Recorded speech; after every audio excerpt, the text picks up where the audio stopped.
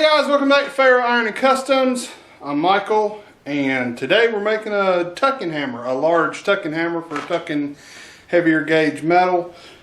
What I have, I've already got it chucked up in my mini wood lathe here. I do not have a metal lathe. I'm sure most of you probably don't. Maybe you do.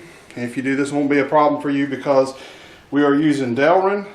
I've also understand that nylon may be a better choice because it doesn't slip like Delrin does. So what we're going to do is machine the ends. I've already made the first one to kind of get an idea. That's the flat hammer end. I may have to work on it a little bit more. I went a little too far. I mean, just a few thousandths too far. It's a little loose. But we're going to use set screws, so it'll be fine. Okay, it'll be fine.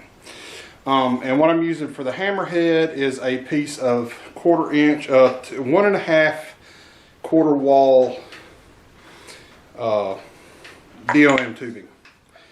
And so this video may be a little lengthy.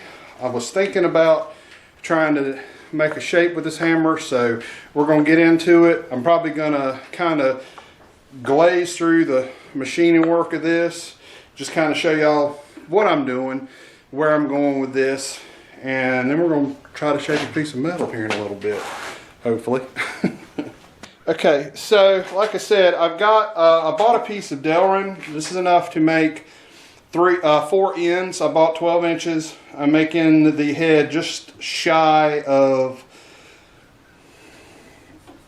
2 inches and cutting it off at 3 inches. So that will be, 4 pieces, 3 inches long.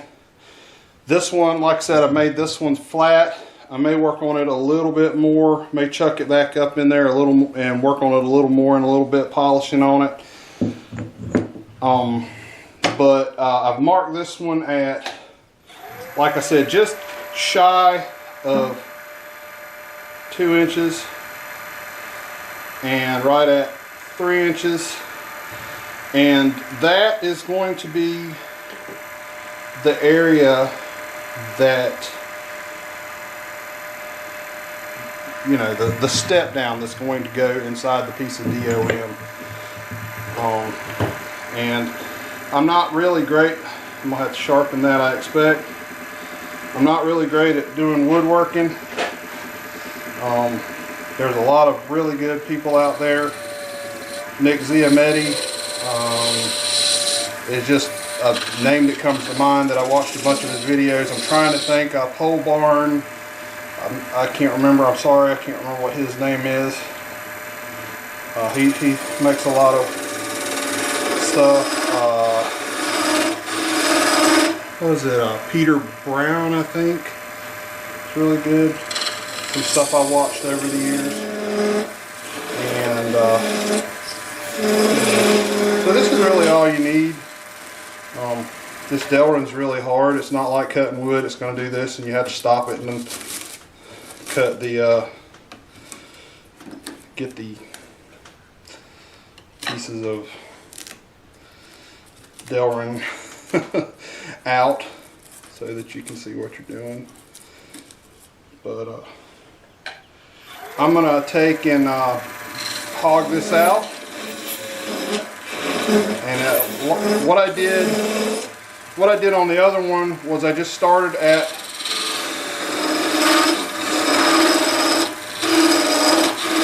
where I was going to cut it off at and where I wanted the head to stop at, and started working my way in with a 45 degree. And I'm sorry, I apologize, I do not remember exactly what the proper name for that tool is, but it's a 45 degree cutter that I'm working down at an angle to keep the faces, and we're chattering.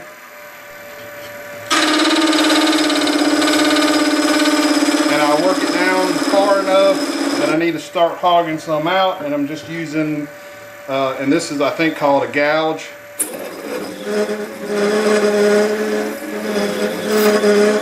And oops, I went a little too far, folks. Gotta be careful. Gotta be careful. gouge does a really good job, but it was dull. I went and sharpened it. So we really hog out some material with the gouge. Like I said, I'm going to get this cut down to fit in that piece of DOM and we're coming back.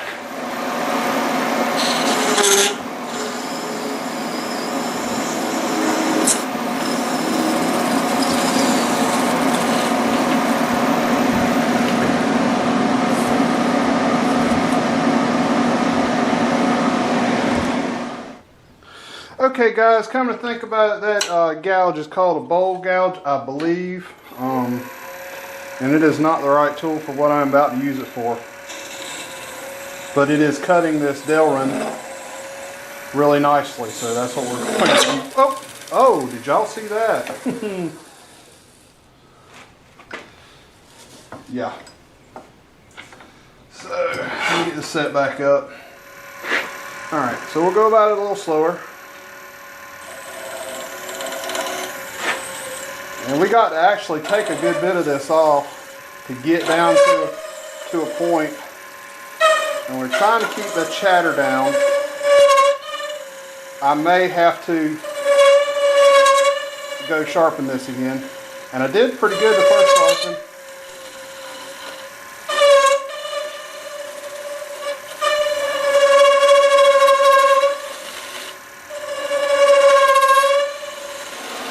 Alright guys, sorry about the fan. It's 80 this afternoon.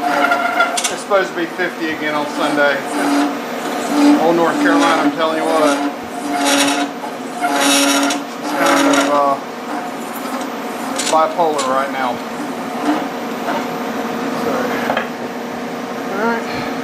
So what I'm going for is to create a point kind of like this. I've already gone a little too far, so I'm going to have to take a little bit of that off and clean it up a little bit with a scraper. And that's called a scraper, I think. Somebody's probably screaming in the comments about what I'm doing wrong. Yeah, I'm pulling this one by the seat of my pants, guys. Alright, let's blunt this tip just a little bit and we're going to sand it up and go from there. Okay guys, I got the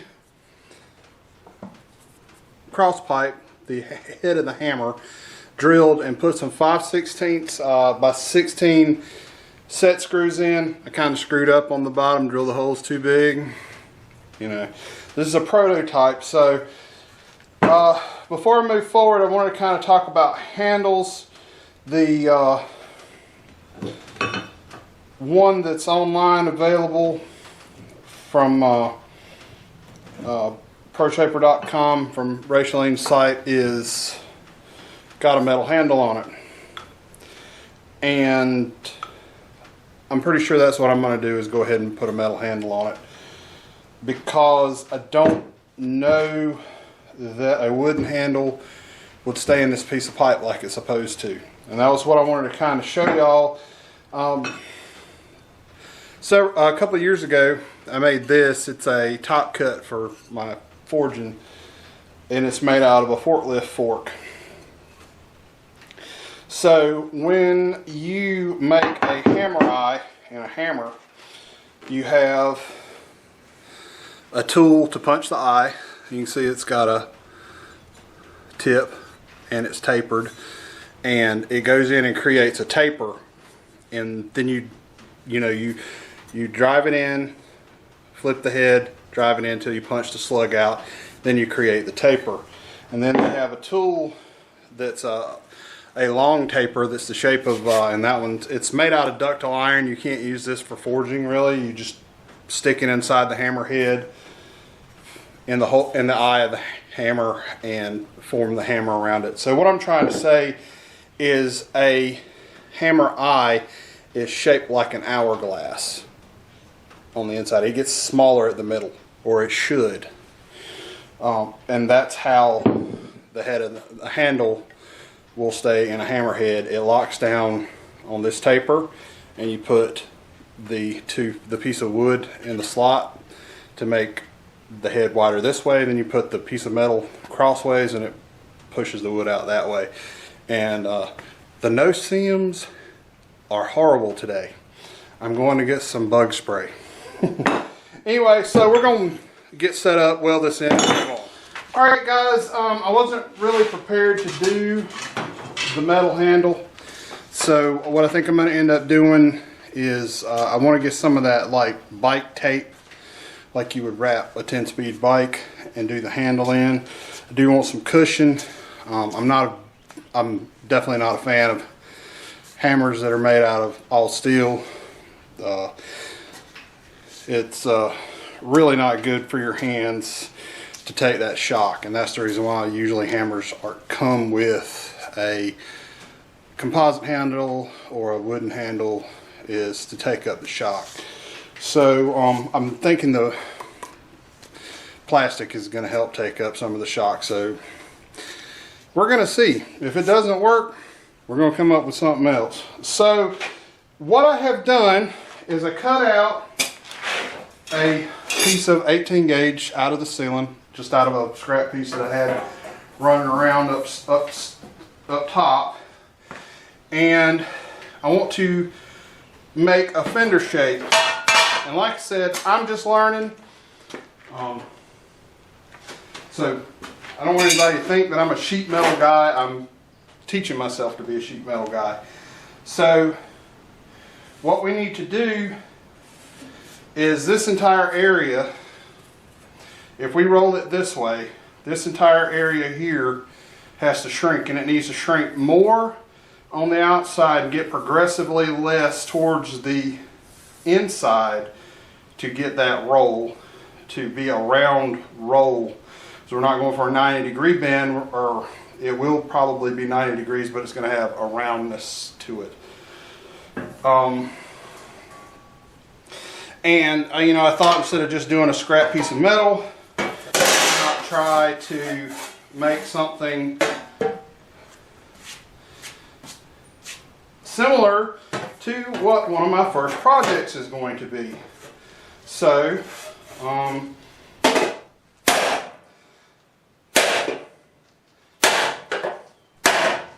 so we created a tuck there.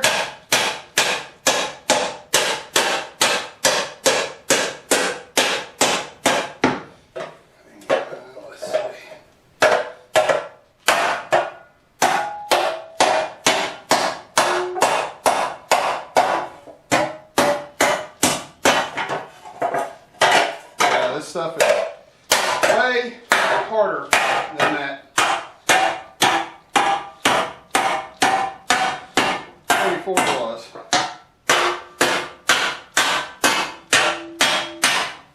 Way harder.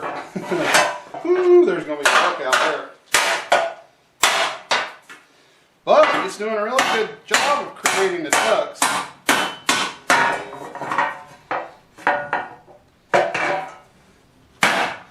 Can y'all even see what I'm doing? Y'all can't even see what I'm doing. Why don't y'all say something? So it is doing pretty good making these tucks. See if I can get it to make one for you. Maybe one right there.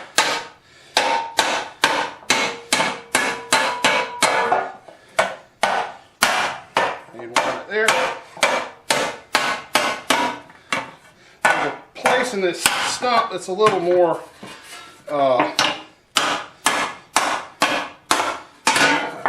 didn't consolidate that one well. Guys, this is a heck of a workout. See, I created a heck of a tuck right there. I can't remember what I was working on, a forklift somewhere this week, that you can see where the shape and put a heck of a tuck in it. It's starting to get kind of nasty. So what we're going to do is I'm going to go ahead and go to the wheel and start wheeling that out, and then we'll just do some more tucking. Alright, let's see if the Mazda hood is going to be in the way on this little ordeal here. We do need to back off a little bit, a little more. Need it tighter than that.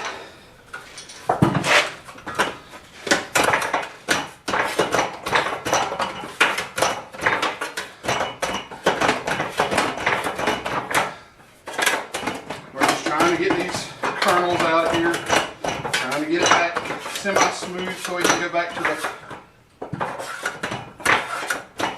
shrinking stump. It needs to be tighter.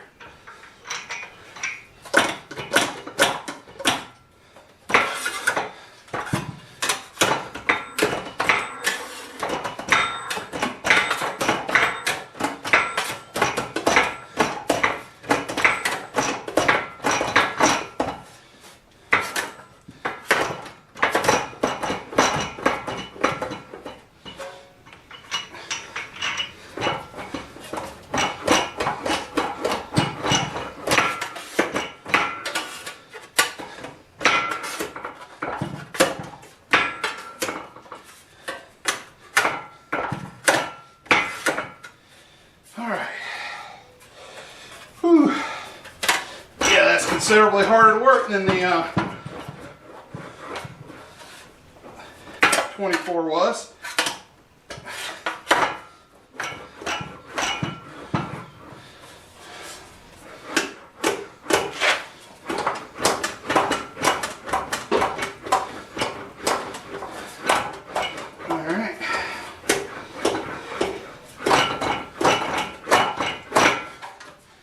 I'm using a medium crown wheel on this. No, I'm using the 6-inch crown.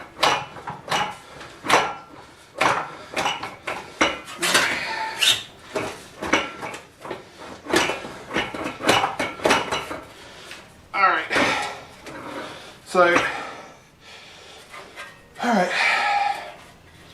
I think I'm going to create a little more of a do some more shrinking in this area, and because technically we should try to create our roll. There we go. And all I'm doing, and we would mark this if this were an actual pound, so we'd know exactly where we wanted to create this rollover. And we probably ought to be using a rubber wheel so we didn't cause any stretch. Alright. Guys, I'm going to take a break. I'll be back.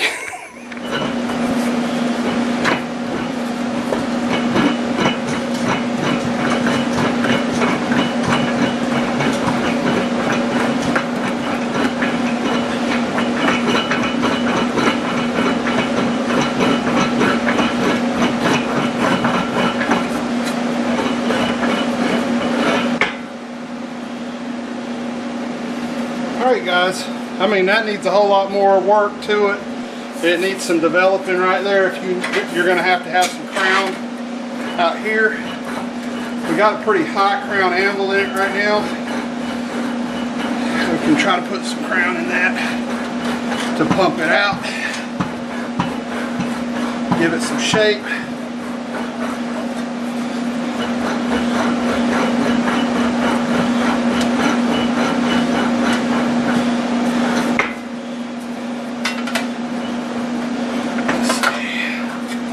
Got a little bit of weirdness right there.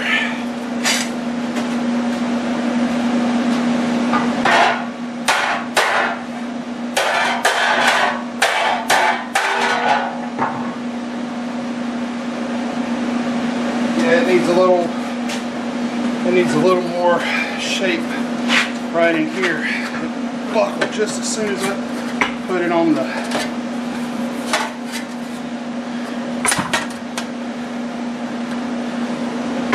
may have to tuck it right there. Actually, like I said, we're not really trying to go for, and what it is, it's coming down around. That's why it needs some shape right there. We'll give it a little stretch. That'll help take that tuck out of it a little bit. So now it's got too much metal in it. This whole cannon. And like I said, this is just a study for me Guys, I appreciate y'all coming along and watching the video. Making a tucking hammer. It's working out really nicely. I've got a long way to go in my journey to be able to shape metal. Thank you guys for coming along. Don't forget to drop a like and comment down in the comment section. Had a lot of nice comments in the last video. I think it's probably in 24 hours the video probably did better than any video I've ever posted. So thank you very much, guys. And it's already hot this afternoon. I think it's up to 80. Like I said earlier, it's up to 80. So I'm gonna work on this some more just in my spare time, and that will be my suggestion to you. As you can see around the edges where you got your tucks, and that high crown anvil really made those guys disappear. And when you get to the point where there's no more bumps, then you're back to stretching the metal back. I mean, you're not tucking anymore, you're back to stretching out the metal. So, and that's my understanding of it. So like I said, see y'all later.